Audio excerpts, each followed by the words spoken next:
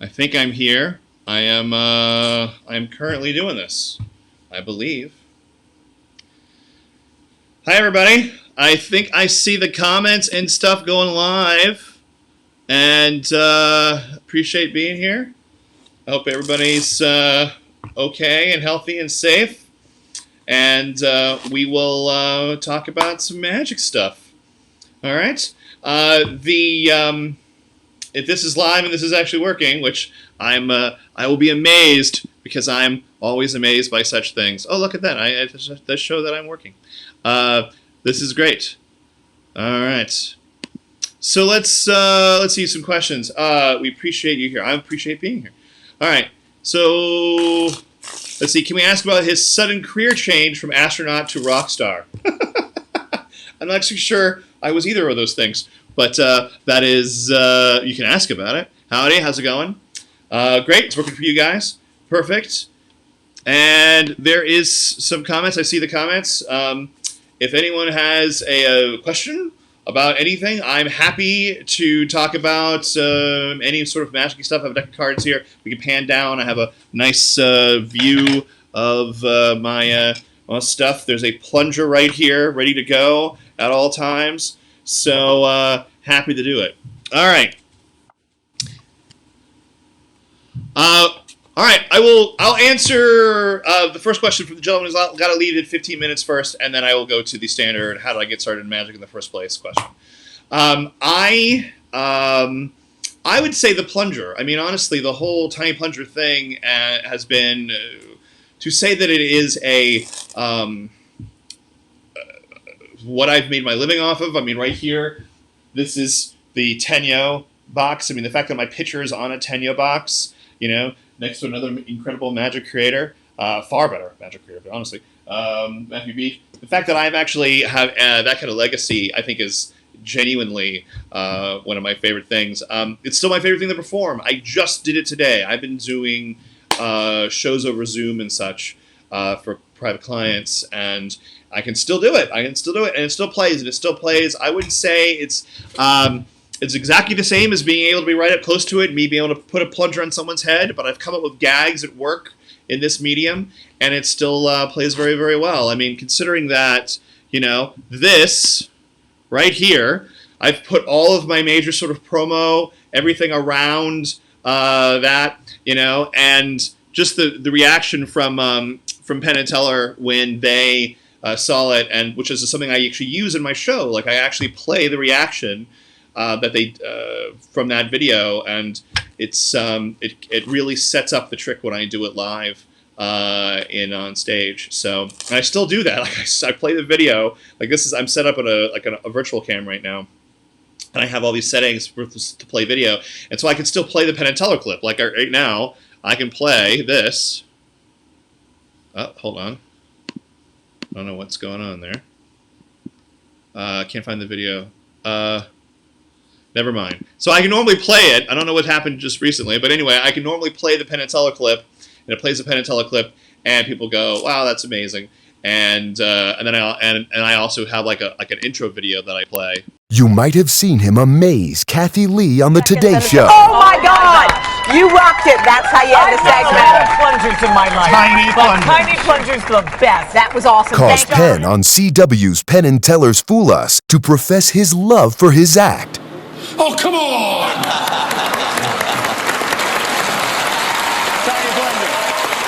I love this act. I love it. Or wow, Jay Leno on The Tonight Show. And you get the idea. The point is like I use it as a huge promotional for myself. So obviously it's the thing I'm most proud of, and I'm pretty happy about it. So that's that. I think I answered your question. Hope it does. So how did I get started in magic in the first place? I grew up in Orlando, Florida, cultural center of the world, land of opportunity, if you're a roller poster.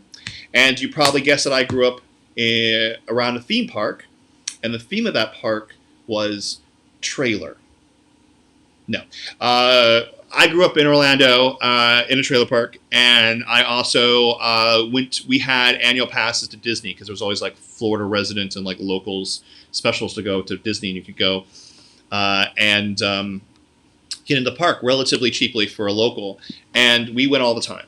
And I fell in love with the performers that I would see, and like the dance acts, I didn't care about that, but like the jugglers and the magicians and people who were doing skill, that I was really drawn to that. And the first magician I ever saw was a gentleman by the name of H.P. Lovecraft, named himself after the writer, obviously. But he did like a medicine show pitch, Harry Lovecraft, and it was amazing and super great medicine show pitch with illusions and incredible. And he was the first magician I ever saw who was actually funny and did magic, which to me I was like, oh, that's great, that's what I want to do. And then I got into magic. I started reading books and such, all the standard sort of things you find around. And then when I was 14, I met my mentor, and I saw my mentor, Terry Ward, who still performs at Walt Disney World, 31 years now. He's been performing there as a citizen Hollywood. And I saw him with on a table with cards and coins and getting a whole crowd, and I was like, this is the most incredible thing I've ever seen in my entire life. And I went, that's what I want to do, and I want to learn from that guy. And he was extremely generous and decided he would teach me, which was awesome. And and it worked out really well. So that's pretty much how I got into it. And I would say I've been doing this pretty much ever since, and never really been able to hold down a real job for any very long amount of time. So, all right. So let's see. JL Jones asks, second, can you elaborate on your last cruise ship experience? The extension thing. So, so I was on a cruise. It was normally a 14-day cruise from New Orleans to San Diego. And that's called a repositioning cruise. And I perform on Disney Cruise Line. And essentially, occasionally the boats will change location to where they're going to be doing multiple runs from the exact same location. So the Disney Wonder, which is the ship that I was on, they were doing some stuff in Galveston and the Gulf Coast. And then we're going to now reposition from there over to San Diego to do West Coast cruises, basically Mexican Riviera, Hawaii, and then eventually head up towards Alaska for the Alaska season. And I was on the repositioning cruise, so moving from from New Orleans to there, which means that on a 14-day cruise, they were going to change over the acts about 5 times. So there'd be 5 different sets of acts between their Disney production shows, a special cruise show they do, a couple movie premieres, because Onward was premiering during that time, and I would then do my show, my big theater show, and then I would do a couple extra shows in the for the adults and a few other things that they do as per Disney Cruise Line. Well, what we set off basically just a couple days before things were really starting to get locked down, and they were starting all the major closures. And essentially, I was supposed to leave 5 days later. So get on the cruise in New Orleans, get off the cruise a couple days later in basically before they went into the Panama Canal, about 5 days later. And I went ahead and was excited to do that, do my shows, whatever, and I was prepared. I'm always prepared to do extra stuff, a couple extra things in case I need it. We were not allowed to get off the net at that port, nor were new acts allowed to get on. So we're 5 days into a 14-day cruise, and now I'm going to have to stay on the cruise for the rest of the cruise. And this was always very tentative. We didn't realize right then that was going to be we were not going to be able to get off on any ports. But essentially, that's what happened. From that point on, from the time that we left New Orleans, we had 1 day, I believe, in the Caribbean, the Cayman Islands somewhere. I forget exactly. And then from that point on, that was the last time anyone got on or off the cruise, which meant that I, as the only guest entertainer, it was myself, there was a dance act, and there was a vocal act. And we were the only guest entertainers. We were the only people to do shows. And for some reason, the vocal act didn't want to do any extra shows. So it kind of landed on me to just do anything I could. And I ended up doing 2 theater shows, multiple close-up shows, like camera screen close-up shows, 4 different adult shows. At night, and then workshops, and I did like another teach trick thing. So I did all these extra extra stuff just to fill in the time. And it was insane because as we're still going through our Disney cruise, the rest of the world is going on lockdown. And Disney, all of the theme parks were closed. And all of the retail locations had closed. And Adventures by Disney had closed. And all the other ships, because they were on smaller itineraries, had also had finished their cruise and had exited their guests. So that meant that we were essentially the last happiest place on Earth. We were the last place that was actually having people gather and do like things that you would think of like in a big group that we haven't been able to do in a long time. And everybody else that was banned. Like, there was no sporting events, there was no theaters, movie theaters had closed up, everything had shut down, but we were still doing it afloat. And we get down to San Diego, and it was, that was amazing. I can't even explain to you how much we all sort of bonded together, how all the other, the incredible staff, amazing staff, and the amazing crew who were actually doing everything. They were incredible. So yeah, it was kind of a really amazing experience. I'm glad I did that, and I'm glad I can talk about it, obviously, and I was healthy and safe, and I was there with my wife, and we were both crazy, like, what are we going to do? But it worked out really well, so that's that. All right, so George asks, do you have any training or background in non-magic performances, such as acting, improv, and script writing? I went to a high school, and I wouldn't go so far as to say that I had a super amount of training, but I actually went to a high school that was like performing arts, and I did I was very heavy in drama. The drama program, I was thespian president at Troop 690, Evans High School. That was me. And so because of that, I was also involved with the Orlando Shakespeare Festival, and my mentor, Terry, who I mentioned, he was very insistent upon, look, I'll teach you these tricks, and I'll show you this stuff, and I'll help you, but you got to take some improv classes, you got to take some acting classes, and you got to do all these things. And so I did that. So I took improv with SAC Theater in Orlando, the place that's still there and still. I did theater sports, the original sort of theater sports type of stuff. So for improv, and then I started my job at Disney. And when I started my job at Disney, I was 20 years old, and I was working with. I was a magician, but I was working with a lot of other performers who were improv actors and comedians and all. And so we all sort of I just learned from them. I just sucked up as much as I possibly could. And my 5 years at Disney was the best college I could have ever gone to, because essentially not only was I performing and constantly doing my shows, 5 shows a day, 5 days a week. Not only was I doing that, but I was also just taking in as much as I could. I would watch the other acts I was working with. We would talk about stuff. They would watch my shows, give me notes, so on and so forth. And sort of that collaborative style that I still use to this day, where I have a sort of a mastermind group of performers who we sort of share stuff and give notes to each other. That started then. So with these amazing performers telling me, you know what, you need to slow down. You know what, you need to pronounce this better. You know what, you need to do this. And that was very important to me. So since then, I really didn't really start writing down scripts, like actually writing scripts, until I started doing stand-up magic, and then I started really writing scripts. But yeah, I don't know if I had much training in it other than just the basic stuff that I learned in high school, and then things like that, and then of course stuff I've learned online, and but that's about it really there. So, how am I dealing with the lockdown now? Could I showcase something you perform for private clients or resume? Sure. Yeah.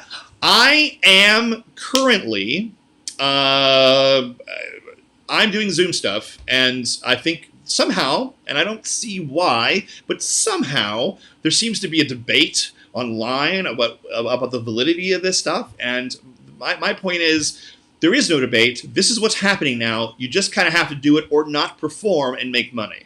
That's it. That's all I got to say. And if you don't want to do this, fine. I understand this is not the same as a live performance. I get it. Totally fair. So shut up, and I'll keep doing it. That's fine. So what I'm doing that way is the biggest thing I could share with you, if there's anything to learn about this, is that I this is different. Like a broadcast is different. And then that's different. People are just putting on shows. And the shows are, thank you. It is, I think it's well said. Thank you. Shows are shows. And shows like this, like a broadcast show, is a completely different thing than the product that I'm selling. And the product that I'm selling is basically almost like a conversation with a magician, a small amount of logins where I am now doing stuff with them in an interactive way. And that is a far more interesting thing now, because they can watch Netflix, right? They can watch Netflix, and they can watch as much streaming stuff as they want. But if you have an interactive thing, you can actually make it interactive in a way that's tactile, like physically tactile to them through the screen, then you're on to something. Now, all of it doesn't have to be that way. I actually have a mix of both visual magic as well as stuff that is, directly audience participation. But there needs to be something that sets it apart from just watching a David Blaine special, for example, where you have to have some sort of interactive element. An interactive element should be something that is more so than just, like a Max Maveny type trick where you put your finger on the screen, which is great, and I do those, and they're awesome. That's not knocking that at all. But what I'm trying to say is they have a prop or something in their hands. Like you ask them before the show, make sure you can get a deck of cards, and then we're going to do this really cool thing with them. And so I do a trick with them. So one of the things I do all the time, like this, is, and I'll just show you, is this trick. I'll just pound down a little bit so you can see. If I was to ask them to shuffle the cards, because they're laymen, there's a good chance they're going to shuffle the cards in this type of a manner, just shuffle the cards so that I would be able to see the bottom card.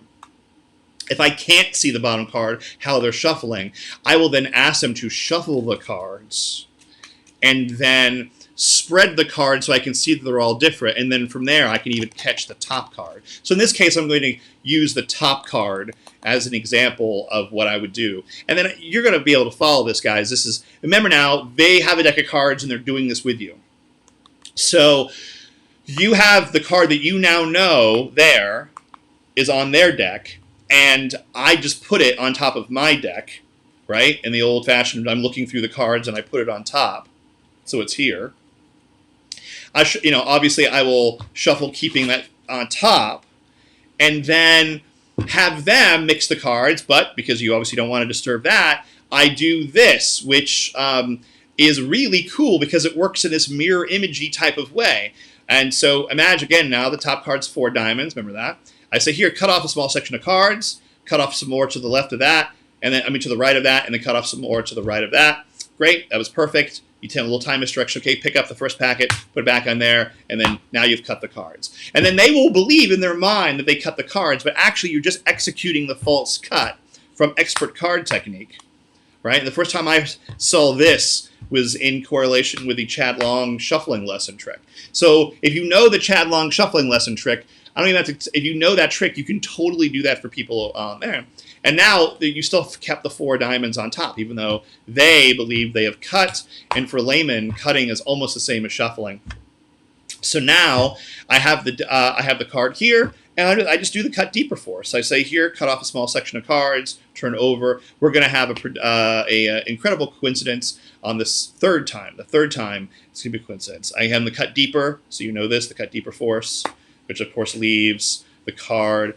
The first face-down card is the card that I remember, and now we both show our cards together, and people freak out because that just seems absolutely impossible that we're able to do this together at the same time. So that's an example of something that I would do. My major recommendation is anything that is completely interactive with them. If you want to do something for a larger group, nothing is better, honestly, than the 9-card problem. So you can get them 9 cards, and then you do the Steinmeier 9-card problem, which I'm not going to explain, but if you read Puzzlebilities or any of the places he's published that, you just do the 9-card problem, and that trick works by itself and freaks them out. It's really, really, really, really good. So, but that's quick examples to answer your question let me look back here. Yeah, to answer your question about that. And that's that. So, all right. Let's see. Next question. I see here that someone says you did the Pella recently with the show with Terry. You two were also on stage together. Oh, thanks. That was fun. We loved doing that. That was a good time. All right. So back to questions. Is there? I'm looking for some more questions. La la la la. Mr. D asks. Do you often perform effects, or do you usually stick to a couple of tricks you can do really well and have proven to be entertaining? Here's the thing. I am known in magic, I guess, at least the people who are familiar with my work, for having a very large repertoire. And that's something that, like, when I met Michael Skinner, like in my, I think I was 20 when I met Michael Skinner in Vegas, and he was super nice to me. I went out to Vegas. I couldn't get into the casinos, but he was super nice to me, and we hung out in Lily Langtree's, which is the Golden Nugget. And from when he got off at Lily Langtree's doing the walk around magic till about 4 or 5 in the morning, we were in this cafe, and he just barraged me with so much stuff, just so much stuff. And from that point on, I wanted to just have that kind of like knowledge. So I just kind of sucked it in.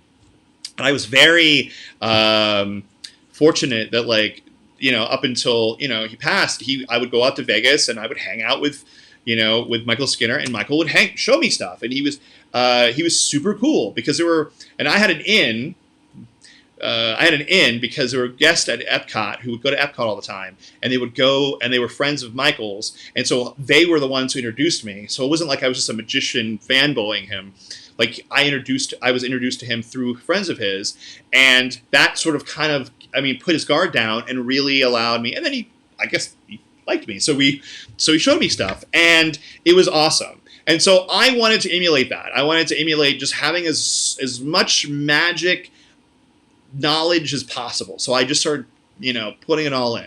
So it's kind of a mix, man. It's a mix of these tricks that I do where I've done it a bajillion times, and they are the standards. It's like playing the hits, right? And to me, the best kind of concert is where you see the hits, but they also play some new stuff and some other B-sides, some other things that you not always hear all the time live. That's kind of what I'm doing. So basically, I'm playing the hits. I'm going to be doing that plunger trick. I'm going to do the stuff that people know me for, and then I'm also going to then do whatever I'm feeling like at that time, where the mood is taking me, and so on and so forth. So in close up, where I'm just playing in like at the Magic Castle at the bar, or when I work other places in bars, or I can just do like table close up in like corporate stuff, then I'm just jamming. I'm just doing stuff all night. I'll do the whole night without repeating a trick. I mean, I'll repeat like the plunger a few times because, again, it's like the signature piece. But other than that, I just do stuff. And then, and that's harder to do, of course, when you're doing stage stuff, when you're doing like a platform show or, a stage show, because you have to have an organized show. But even then, I can't improv in the moment necessarily. But I can improv in the moment as a trick, but I can't like really change too much of the order because I have a running order with the techs, or I'm running things on my QLab or Audio Ape or whatever. But I can change the shows beforehand. I can say, I'm going to do this trick tonight. And so I do a lot of that, where I'm going to play the hits, but I'm definitely going to work on other ideas that I want to. So I'm always working on new stuff. That's just how I am, and I don't know if that's the best way to do it. I just know that works for me because I find a lot of fun, I don't know, like sort of nuggets of joy and ideas from doing as much magic as possible and not limiting myself to, this is my act, this is my 20 minutes, and I will do this exact 20 minutes the exact same way. Because that's not how I would be so bored. So anyway, I hope that answers your question. How can you make a trick not only entertaining but also memorable? I think when it comes to that, we are man, that's a lot. That's a lot of answers. But essentially, I think people want to get to know other people.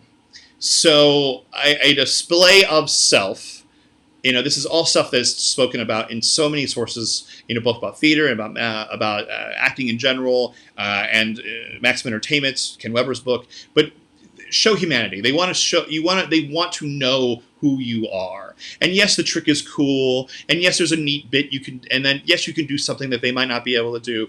But what are you trying to convey with that? And who are you? And that's probably the most important part. Who you are, so they remember you. And I said a long time ago that, like, I wanted people to come out of my shows thinking that I'm my friend. And there was two reasons for that. One, because I thought that was a way to genuinely connect them to me and say, hey, we're all in this together. It's not me against you. Just because I can do these magic tricks doesn't mean I'm smarter than you. We're all in this together.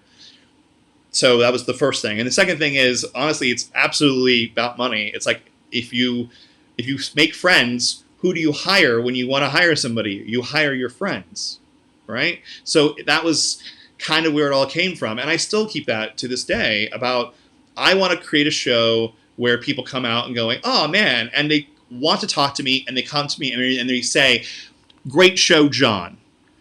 And that's when I know I've hit something. That's when I know that I'm on to the right path, when they come up to me after the show and they say my name. And that's so important, I think. And it's not just about saying your name a gajillion times. It's about making sure they care enough about you to remember your name, and that you're not just some guy that did some tricks. So I think that's it. There's so many great sources out there about this, about writing, about learning about that. So I hope you look some of those up. Let's see. You were talking about larger stage shows and close-up shows. Which do you prefer and why, other than the improv you discussed? Okay, so lately, not lately. Lately, this is what I'm doing. So I'm going to pretend like the world is going to be just fine, and we're going to go back to everything to being essentially the same. Okay? I don't need to. That's not the debate for now. I'm just going to use that as the framework. I love performing on stage, and for a long time I was a close-up cards only guy, and I was able somehow to make a living doing that, and sort of break through with that. So it was. I got to the point though where if I had to go up to another group of people and prove myself again, and then do that again and again and again and again, it was just killing me, and I just didn't want to do it anymore. And I still liked doing, and still love doing, love doing shows where like they're coming in to see a formal close-up show and they know you and so on and so forth. But just the walk-around gigs, which are the bulk, right, of that, were just tiring to me. I was just tired. So I wanted to create something that allowed me to start loving magic again. And just because I felt like when I was walking around, I was an automatic pilot. I was just doing the same things over and over again. So I felt, hey, I want to start doing a stage show, and walk and make that show as much about my voice and the persona, which basically is just me slightly amplified, just who I am. Put that on stage and make it sound the same as it would if it would be on close-up. That was my goal, and I worked very hard researching as much as I possibly could, and it really made me fall in love with magic again. Not just stage magic, but or in this case, platform magic, but magic again. And I can't even begin to tell you how invigorating it was, and still is, to be able to create in a medium that I had not really worked in before. And there is a lot written and sold about close-up magic. And there is a lot written, maybe not as much sold, but a lot written about stage magic, and this much written about the in-between stuff. And so I really feel like stand-up magic is the final frontier. And that's where really a lot of really great innovation has yet to really come.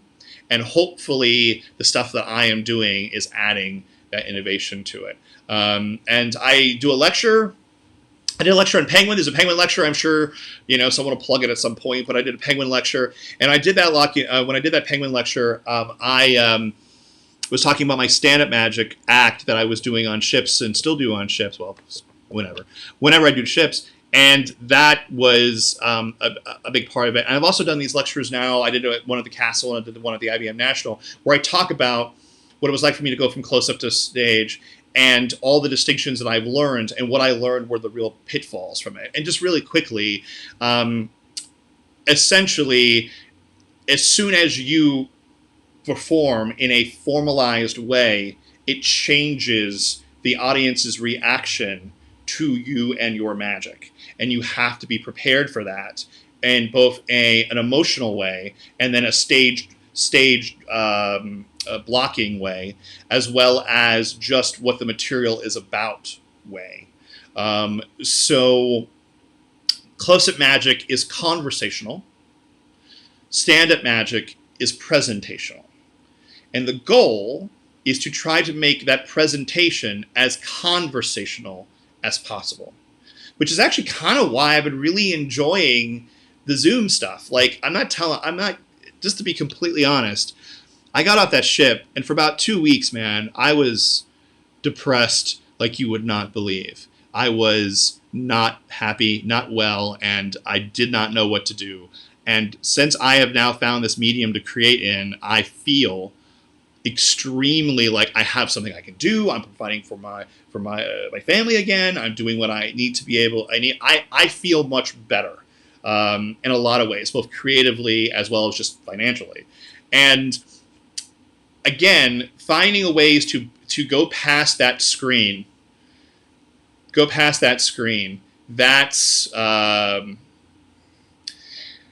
That's what I'm trying to do, and I think like it goes right back to what I was working on with stand-up, which is how to make presentational magic feel as conversational as possible. So people feel like they're just being spoken to, not at. So I think that's the long-winded answer to your question. All right, so thanks for doing this. I'm glad to be here. Thank you very much. Thank you, Bruce, for the comment. That's nice. You're a smart man who also does smart things, talking about this type of stuff.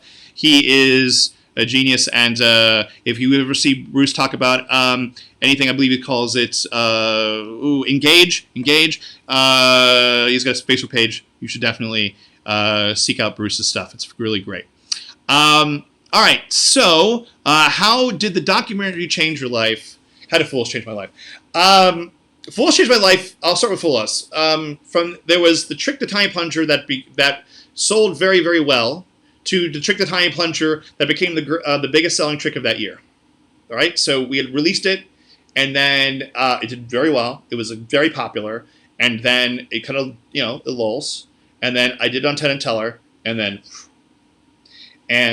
from that video, some of that video showed you, I take that video and that reaction clip, and that gets me in the door everywhere. That's it. How's it change my life? It made my career. Ta-da! I mean, I did really well before that. I did okay. Oh, you know what? Let's be honest. I did okay. I was always there. I had my head above water. I had stuff. But the Penn and Teller was basically, it's pre and before Penn and Teller are the phases of my career. And post Penn and Teller has definitely been huge for me. As far as the documentary, Magicians, ... Life in the Impossible. Probably not the most easy to roll off the tongue title. But a movie that I really genuinely am proud of being a part of it. And I'm very happy of that. It documented what really was a genuine slice of my life and what my life was like at that time. And so if I can say anything about that documentary and what people seem to, I think, get wrong, I don't know if that's the right word, but they have a tendency to look at it from the dour aspect, like, oh, this is so sad, it's so sad, it's so sad. But I think the thesis of the documentary is even when you are living your dreams, life is still hard. And we were all, in that point, doing what we wanted to do with our lives and actually like having such incredible, I don't know, like credible, like we were doing our childhood dreams, but yet life was still tough between relationships, between gigs not going well, and all the things that the movie shows. And I think that's important for people to see. I think people need to see that, like, hey, that guy got everything. No, he didn't. No, he still has a lot of things that he has to deal with, or she has a lot of things to deal with.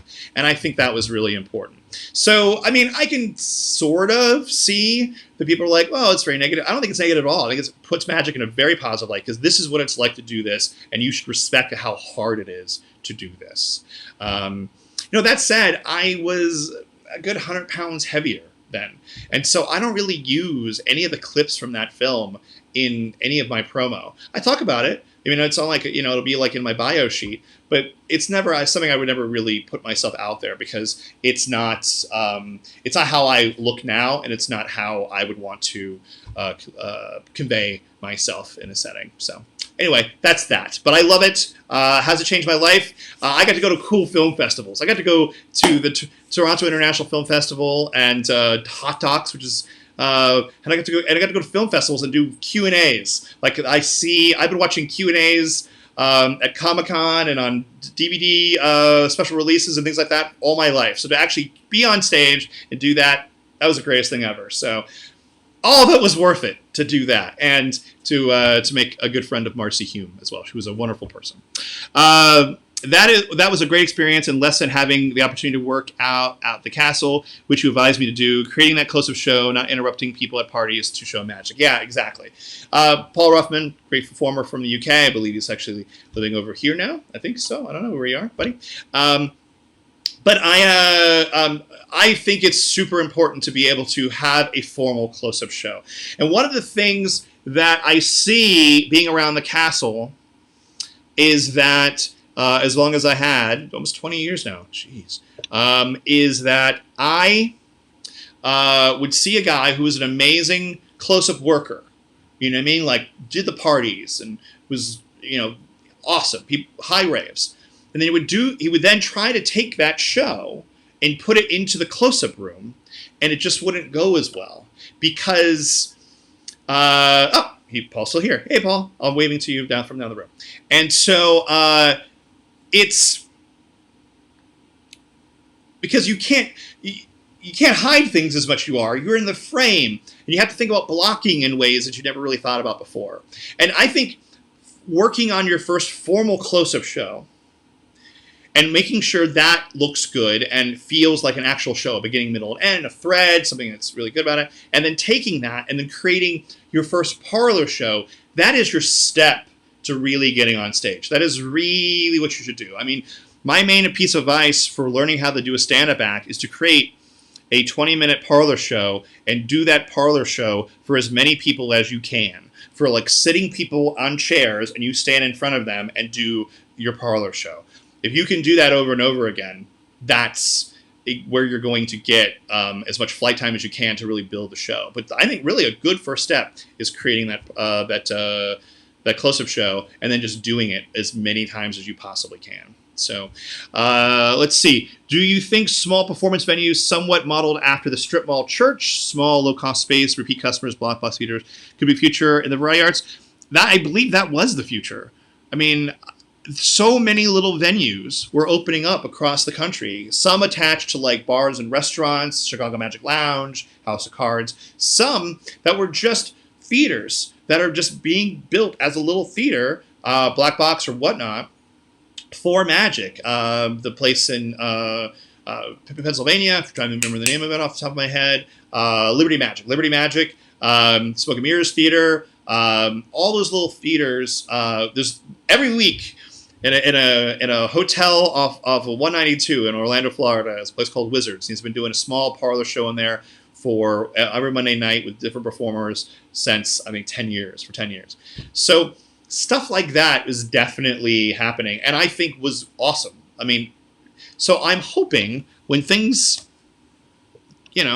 go back, that trend still continues, and people are still wanting to see magic like that, see it live, and those are really great spaces. I have anyone who opens one of those should be getting a little plaque from like the Magic Castle, a little AMA plaque, Academy of Magical Arts plaque that says in support of this location, providing quality magic for people. Like anytime people can see magic in a setting built for magic, magic's better. Magic's better off for all of us. So let's hope those keep thriving. All right, Greg Gantic. What's something you strongly believe about magic that the majority of other magicians would disagree with? Majority of other magicians disagree with. I wonder. Okay. Here's one. I lectured on this for years. I don't know if there's a majority that would. Let's not do the numbers, but I know at least a lot of magicians would disagree with the idea that card magic itself can be an entertaining medium.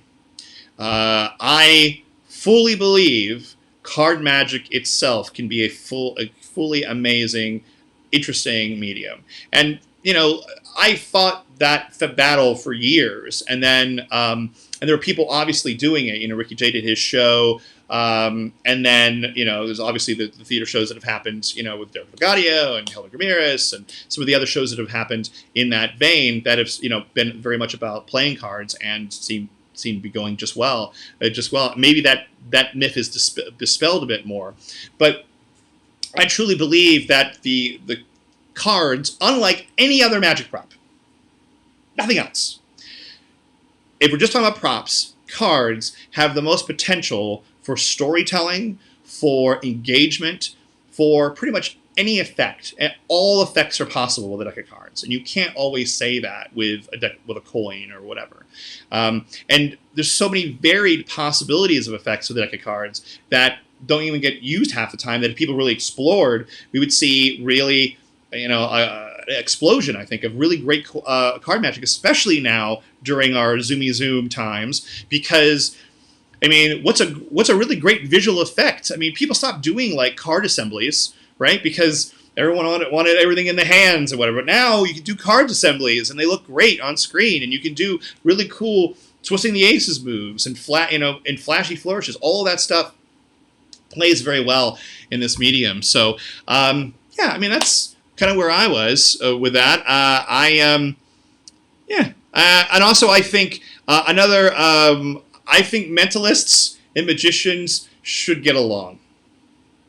And I don't know which side is at blame here, so I'm not going to cast aspersions, but it doesn't make any sense to me that there are some mentalists who really dismiss magic as a whole, and there are some magicians who dismiss mentalism as a whole, and that doesn't make any sense. There's so much you can learn from each other to make your own crafts better, and I think purity,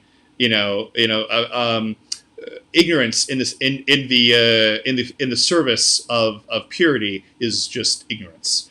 So the more you can learn about everything, the better your magic's going to be. I remember I came up with a card move. Here, I'll just show it to you because this is boring as hearing me talk. So I came with a card move that was, the first part of it is a, the first part of it was a move of Alan Ackerman's. So essentially, you'd put the deck down, and then you show that the card had appeared, in between it, and then that would be the card or whatever. And then now you did it again, totally without the first move, And the action of that, the fun was that is that it was basically a cups and balls load. Like I load it like you would load like a cups and balls, and I've been playing with it on this, so so it looks totally even on the screen. If I'm here in cop and doing this here, you don't see it load in as I do it, right? And I would never have explored this if I didn't first learn cups and balls. You know, if I didn't learn how to do a chop cup, I would never explored this. So cross-pollination of material is, I think, best. And is going, even if you decided, hey, all I want to do is do card magic, great. But learn all magic and then apply it to your card magic. So I think that's the way to do that. Let's see. Why don't you eat before shows anymore? That's a long story. Maybe I'll close with that story. That is a very long story. Thanks for answering. Now one for fun. If you had to perform the 21 card trick, how would you make it fun to watch? Have you ever seen...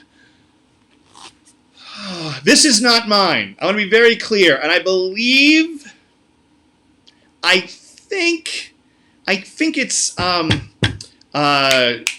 John, not John Bannon, not John, come on. Anyway, not mine, another John's whose name is escaping me right now for some reason.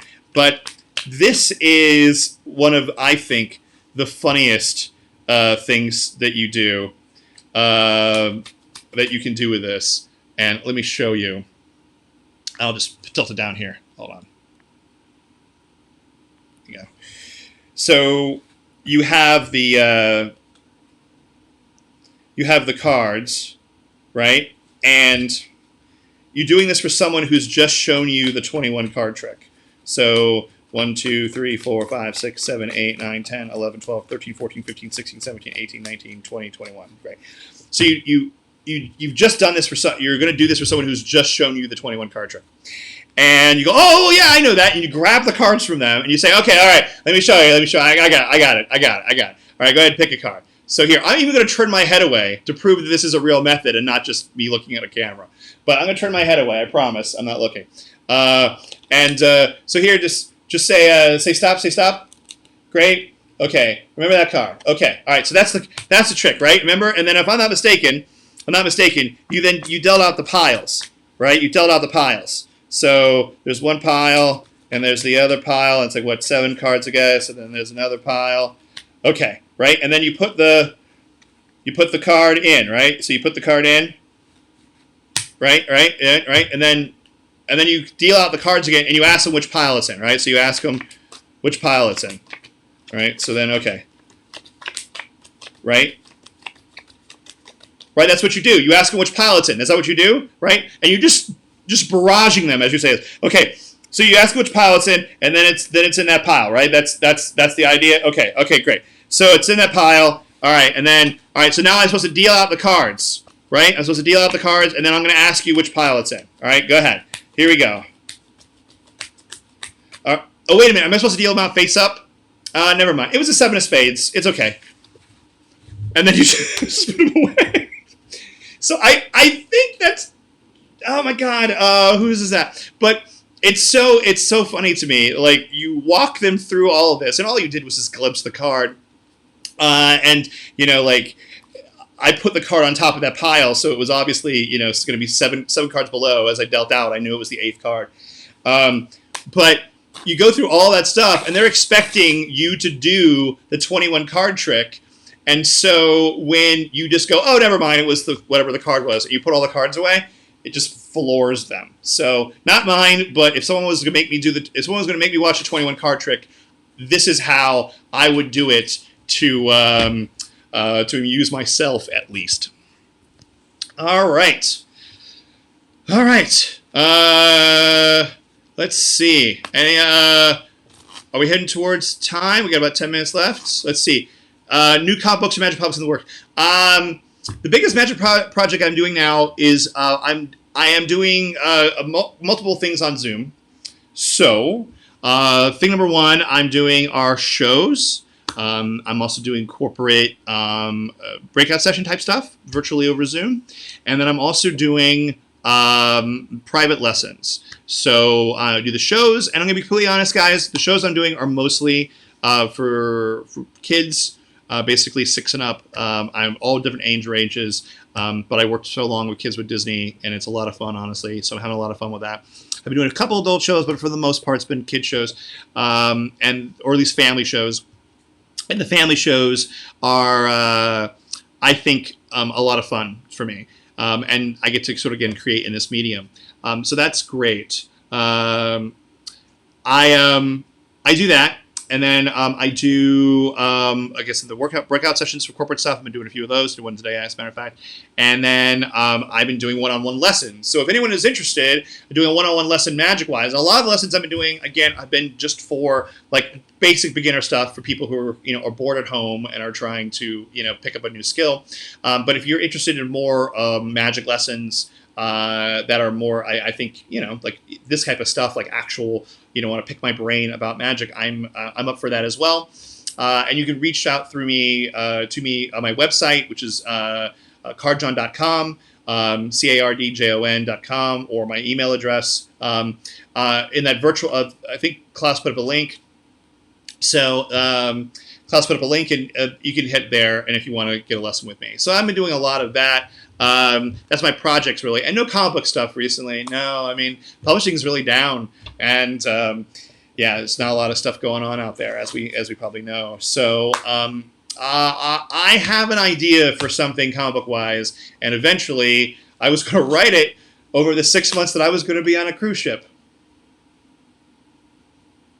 So I have some more time, but I had to sort of figure out some other things first. So now that I feel like this is, I have some more stable footing, maybe I'll be able to start writing this idea that I have. And we still want to do a second volume of Smoke and Mirrors, so hopefully that ends up happening eventually. All right, so did I see? Okay, rapid fire questions. All right. What is one trick you won't leave the home without? One trick or gimmick that I will not leave the home without. I would never leave the home without a deck of cards, ever. I'm always ready to do so much stuff. So that's that. I don't think I actually, and my wallet, my normal just run around wallet is a Steve John's Real Man's wallet that Anthony Miller makes. That's what I use. I love it. I'm on my second one in 20 some odd years, so they last forever, and they're great. So I highly recommend that. But yeah, I'm always ready to go with a deck of cards, and I'm always ready to do at least something with that. And let's be honest, guys, we all know what deck of cards that is. That's a marked deck. It's always a marked deck, so I'm always ready. So if you were asking me what trick or gimmick, I was a deck of cards, and that deck is always marked and ready to go. And usually, not only is it marked, but you always end up keeping an extra card. So if I have I'll keep an extra, like usually a 3 of hearts is the card I've been using a lot.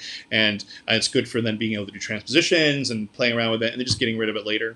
And I have it there. And it's good to have an extra dupe if you ever want to do stuff that's really going to freak them out.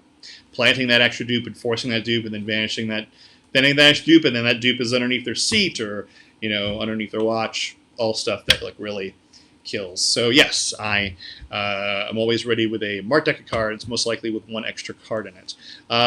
Who are some of my biggest influences? Terry Ward, my mentor, was probably my biggest influence. Really taught me how to be a performer and take magic on a more personal level and an interconnection. I believe he is a master at that. But besides him, and who I learned from personally, magicians that I never really even got to meet. Well, some of them I got to meet, but like never really, met or studied with them formally. Don Allen, who I never got to meet, but I always loved Don Allen. I loved what he was doing, and I always really loved Tom Mullica. Funny card guy. People remember the cigarettes. But he did so much card magic. It was really good at card magic. And his show at the bar was so much card magic. So, no, Mullica was a beast. And that was right in the 90s there, early 90s, when I would say I was really sort of getting into magic and sort of knowing more about magic than I had read from these old books. As sort of the modern magic era, that's when Leonard Green was really getting on the scene. And that guy was blowing my mind. So he was obviously an influence. Goshman, because I just loved the idea and the rhythm of everything. And then Martin Nash. And though I would say that I performed card magic, in a completely different way than Martin did, I was very influenced by Martin, just the idea of having a character and that the material you did built up and supported the character. And that's kind of where I came up with my rules about superhero and how like I wanted to be very clear about what my powers were and what my powers weren't and what I was demonstrating and who it was I was trying to convey.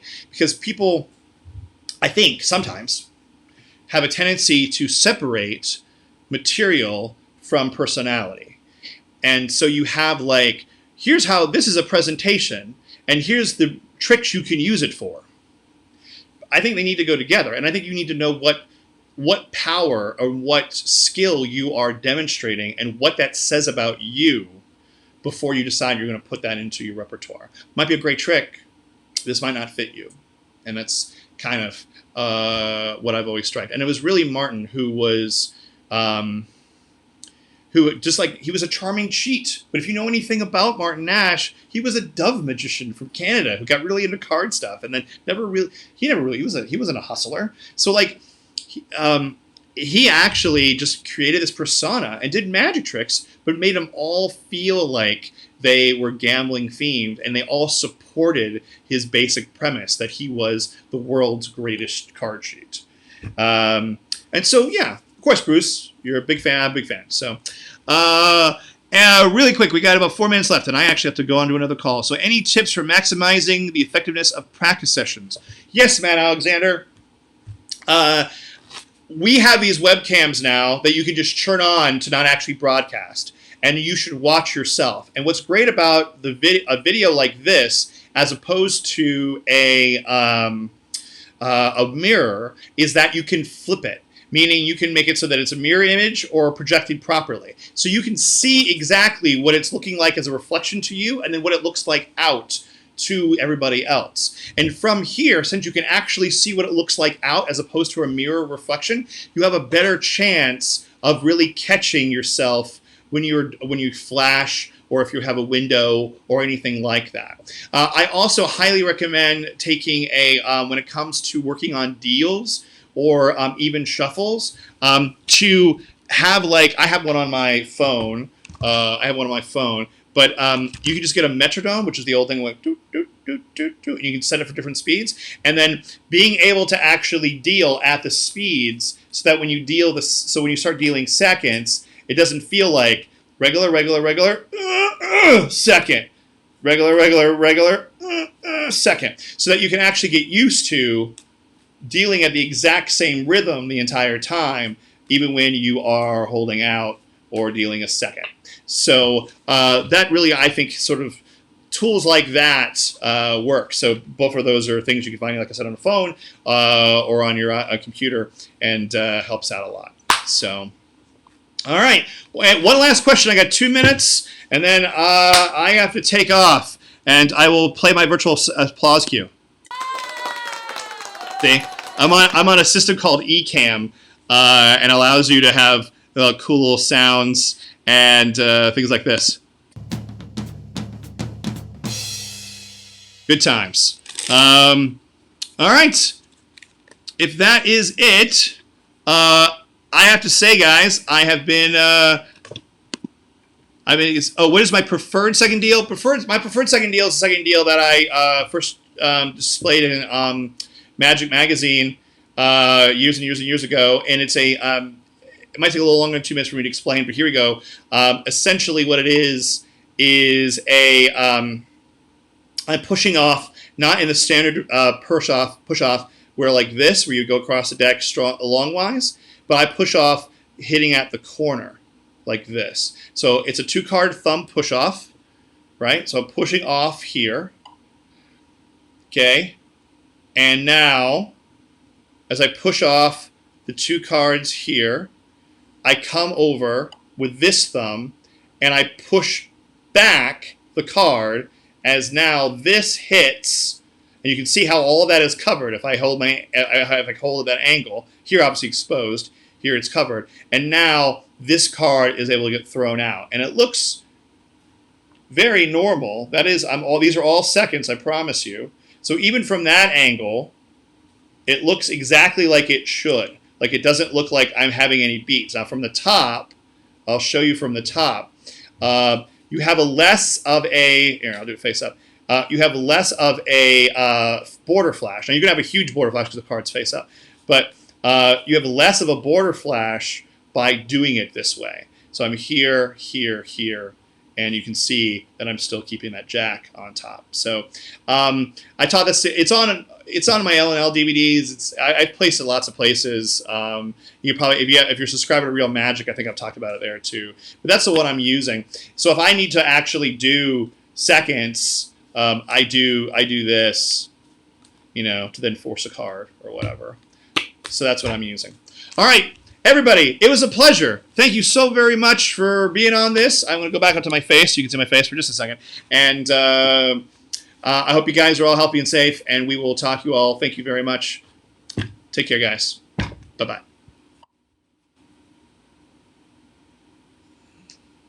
Thanks, Paul. Thank you. I hope you're doing good, buddy. We'll talk soon.